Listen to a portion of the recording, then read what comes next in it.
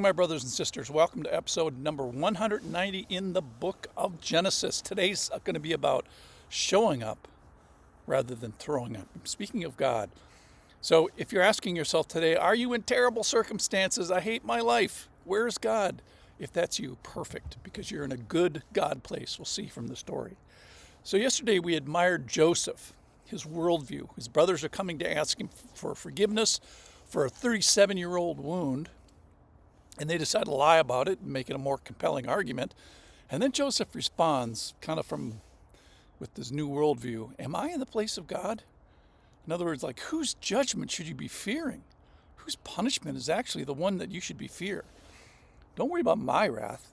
Worry about the wrath of God. Then we paused and considered the provision of God in that point and paying all the penalties for sin for those that receive him by faith. So I asked the Lord this morning, I said, Lord, help us hear a lesson from you, something from you. What do you have for us? What 50-chapter treasure? We're in the last book of Genesis. What 50-chapter treasure do you have for us today? Well, here's what he said. This is Genesis chapter 50, verse 18. His brothers also came and fell down before him and said, behold, we are your servants. But Joseph said to them, do not fear. For am I in the place of God? As for you, you meant evil against me, but God meant it for good, to bring about that many people should be kept alive as they are today. So do not fear. I will provide for you and your little ones. Thus he comforted them and spoke kindly to them. So this is probably the theological high water mark of Joseph. There's other ones in the book of Genesis: creation, incarnation, forgiveness, marriage, sufficiency of faith, a bunch of other things we can't forget. But today, this is Joseph's high water mark. And that is, you meant evil against me, but I see now that God meant it for good. You sold me, but God sent me. So out of your design to specifically harm me, he crafted a rescue operation that saves Egypt, saves Israel, and saves the lives of you 11 knucklehead brothers.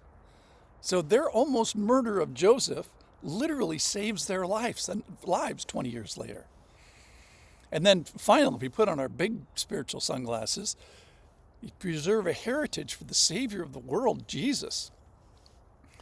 So here's the drill down for us. You mean to tell me that God can redeem the worst of situations? There's a God who leans into our real, actual events of this world in my life. We have a God that does not leave us alone. When? In our evil, and when we do evil against each other. Otherwise, what a world would be if it was only evil all the time. Dog eat dog, strong survive, war at all times. So I'm thinking of Adam and Eve in the garden, chapter 3. She takes the garden, eat. They realize they sinned. Their eyes were open. They knew that they were naked. They're naked and ashamed. And then verse 8, 3:8. And they heard the sound of the Lord walking in the garden of the cool of the day. And the man and his wife hid themselves from the presence of the Lord among the trees of the garden. But the Lord called to the man and said to him, where are you? Some of the most important 3 words of the Bible. Wait a minute, Mr. and Mrs. Adam. You mean to give God the stiff arm. Permanent rebellion is what they were after. And in one of the most important moments in spiritual history on this earth, God just could have kept on walking. He could have leaned out. He could have turned away. But the Lord walked close. He didn't turn away. He showed up in the most important evil act in all of history, Adam and Eve. Not to prevent it, but to redeem it. The Lord didn't lean out, the Lord leaned in. So there's an activity that we need to see in the book of Genesis, and that is that God leans in.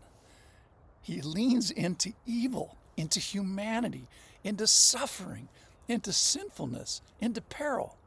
And when does that stop? Never. It never stops.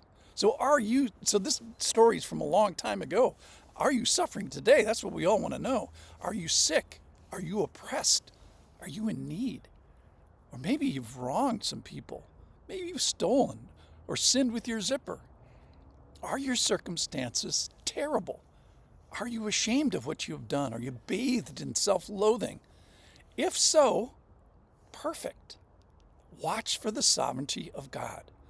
So when it is the worst, look for God. He's in the leaning in business. So he shows up rather than throws up. He could say, you're sinful, you're evil, I'm done with you, we're done. I cannot stand you in your sin. He ends up saying, I can't stand your sin, but I love you. So let's fix the sin problem. So God meets us profoundly in unpreferred circumstances. God shows up in the shame like he did for Adam. God leans in during the evil, as he did for Joseph. God works loudly and effectively, maybe even more effectively, in suffering. So if you're suffering, watch for it. Watch for God showing up rather than throwing up. Thanks for listening.